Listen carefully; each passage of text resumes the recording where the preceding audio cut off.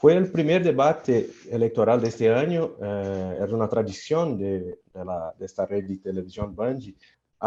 Havia algumas dúvidas se Lula e Bolsonaro participariam.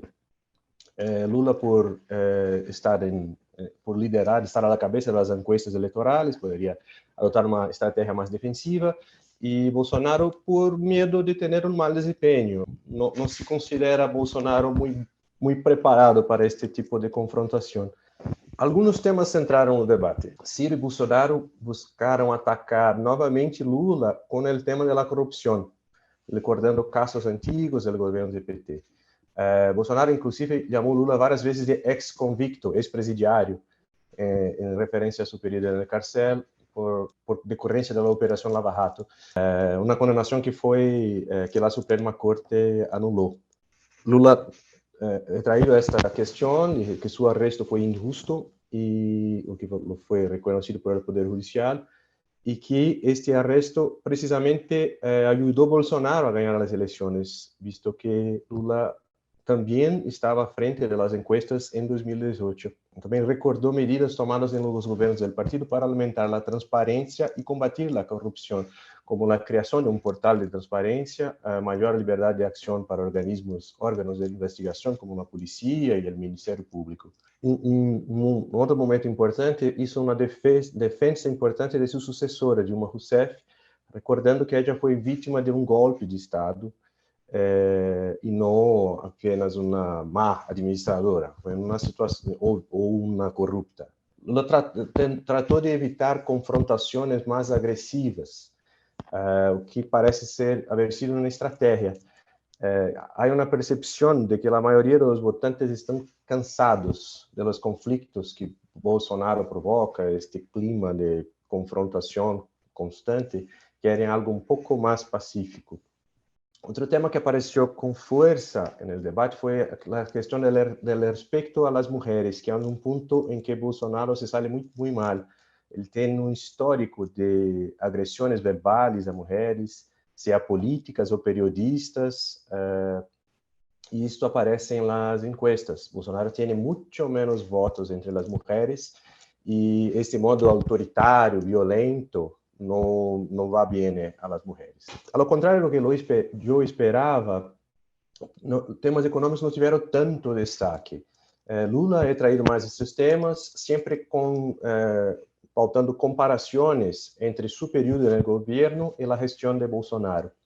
Falou de números como a queda da inflação, de la deuda pública em seu governo e de los programas sociais que melhoraram a vida de muitos, a quantidade de empregos criados.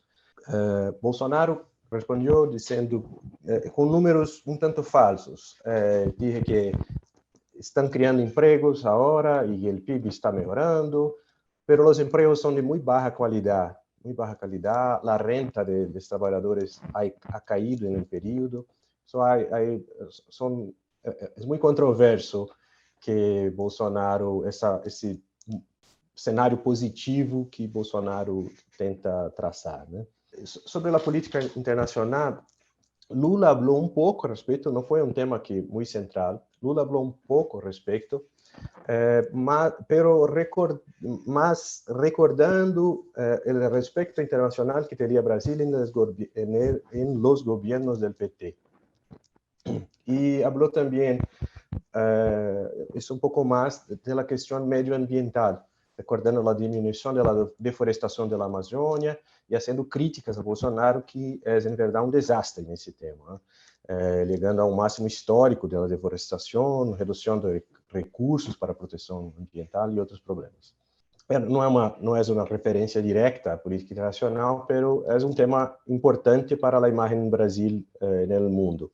Outro momento sobre este tema, mais direto e mais negativo, vino nos comentários finais de Bolsonaro. Ele utilizou uma forte retórica anti-esquerdista. A ideia do medo do comunismo é algo forte em sua estratégia eleitoral. Para isso, atacou países sul-americanos, citou Venezuela, Chile, Colômbia, Nicarágua e também a Argentina, que ele chamou de Nuestra Argentina. Dijo Bolsonaro sobre a Argentina: Miren hacia dónde va la economía de nuestra Argentina. El presidente de Argentina, antes de asumir la presidencia, visitó a Lula en Curitiba, en la cárcel.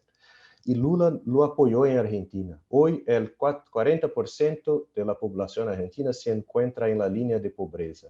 Cita varios políticos que Lula apoyó, políticos de izquierda, como Petros, como Boric en Chile, Maduro en Venezuela, y habla que Lula dice que cuando se le pregunta sobre eso, dice, no debíamos meter la nariz en otros países. ¿Qué pasará con nuestro Brasil si este ex-convicto vuelve a la escena del crimen? En línea con lo que piensa Bolsonaro y con lo que le dice en su estrategia electoral.